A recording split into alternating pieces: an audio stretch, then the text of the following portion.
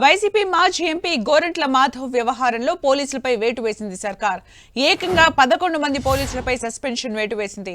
విధుల్లో నిర్లక్ష్యంగా వ్యవహరించారంటూ ఉన్నతాధికారులు నిర్ధారించారు. దీంతో సీఐ, 2 ఎస్ఐలు, 2 ఏఎస్ఐలతో పాటు 6 కానిస్టేబుల్స్ ను సస్పెండ్ చేశారు. వీరంతా గుంటూరు, అరండల్పేట, పట్టాభిపురం, నగరంపాలెం పోలీస్ స్టేషన్స్ లో విధులు నిర్వహిస్తున్నారు. పోలీసుల అదుపులో ఉన్న చేబ్రోలు కిరణ్ పై దాడికి గోరంట్ల మాధవ్ యత్నించినా పోలీసులు అడ్డుకోలేదని, విధుల్లో నిర్లక్ష్యంగా వ్యవహరించాలని ఉన్నతాధికారులు సీరియస్ అయ్యారు. దీంతో 11 మంది ఖాకీలపై సస్పెన్షన్ వేటు వేశారు.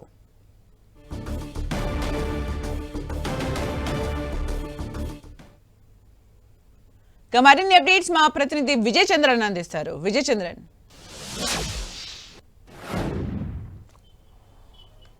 మాజీ ముఖ్యమంత్రి జగన్మోహన్ రెడ్డి సతీమణి వైఎస్ భారతి మీద అనుచిత వ్యాఖ్యలు చేసి అవమానకరంగా పోస్టులు పెట్టినటువంటి ఈ చేబ్రోలు కిరణ్కు సంబంధించినటువంటి అరెస్ట్ వ్యవహారము అటు ఇటు తిరిగి పోలీసుల మెడకు చుట్టుకుందని చెప్పొచ్చు. ఈ వ్యవహారంలో 12 మంది పోలీసులతో పాటు ఒక డిఎస్పీ స్థాయి అధికారికి బదిలీ వేటుపడడం కూడా జరిగింది. మొత్తంగా 12 మంది మీద ఈ చర్యలు తీసుకోవడం జరిగింది. ఈ చేబ్రోలు కిరణ్ను అరెస్ట్ చేసి తీసుకెళ్లే సమయంలో ముందుగానే ఈ గోరంట్ల మాధవ్కు ఎవరో అతను ఎక్కడి నుంచి ఎక్కడికి వెళ్తున్నారు, ఎక్కడ ఉంచారు అనే విషయాన్ని అతనికి తెలియజేయడం వల్లనే అతను పకడ్బందీగా వచ్చి దాడికి ప్రయత్నం చేశారని చెప్పేసి ప్రభుత్వం విశ్వసిస్తూ ఉంది. అంతేకాకుండా గోరంట్ల మాధవ్ పోలీసుల అదుపులో ఉన్నప్పుడు ఫోన్లో మాట్లాడుతున్నటువంటి విజువల్ బయటికి రావడం అయితే అది కూడా ప్రభుత్వం సీరియస్గా తీసుకోవడం జరిగింది.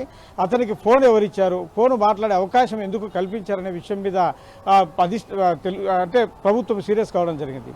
దీని మీద సమగ్ర విచారణ చేసి కొంతమంది అధికారుల మీద చర్యలు తీసుకోవాలని చెప్పేసి ఆదేశాలు జారీ చేయడంతో నిన్న ఈ మధ్యాహ్నము దీనికి సంబంధించినటువంటి వ్యవహారాలన్నింటి మీదను నిన్న మధ్యాహ్నం నుంచి కూడాను పోలీస్ యంత్రాంగము దర్యాప్తు చేపట్టిందని చెప్పొచ్చు. నిన్న ఉదయం దీనికి సంబంధించినటువంటి ఆదేశాలు ఇచ్చారు.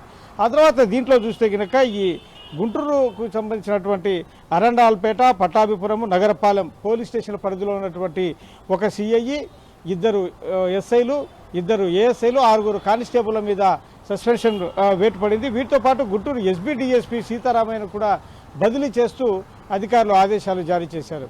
వ్యవహారం అంతా చూస్తే కనుక మాజీ పోలీసు అధికారి సబ్ ఇన్స్పెక్టర్గా పనిచేసినటువంటి గోరంట్ల మాధవ్ పట్ల అతను దాడికి చేసే ప్రయత్నం చేస్తున్నా కూడాను కఠినంగా వ్యవహరించలేదు అనడంతో పాటు కొంచెం సానుకూల ధోరణితో వ్యవహరించారు అనేటువంటి అభిప్రాయం ప్రభుత్వం ఉంది. వీటితో పాటు ప్రెస్ మీట్ పెట్టి నిందితులను మీడియా ముందు హాజరుపరిచిన సందర్భంలో కొంతమంది నిందితులకు అరెస్ట్ అయిన వారికి తలకు ముఖాలకు ముసుగులు వేయడం జరిగింది. అయితే విషయంలో గోరంట్ల మాధవ్ పోలీసులతో వాగ్వాదం దిగి తాను ముసుగు వేసుకొని చెప్పడం జరిగింది. అంతేకాకుండా పోలీసులు కూడాను కొంచెం చట్టం తెలిసిన వ్యక్తి కాబట్టి తమకేదైనా ఇబ్బందులు వస్తాయి చట్టపరంగా అనేటువంటి భావనతో అతన్ని మీడియా ముందు కూడా ప్రవేశపెట్టిన పరిస్థితి.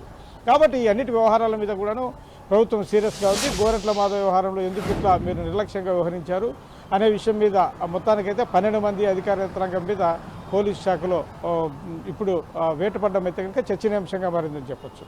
Thank you Vijay Chandran for the updates.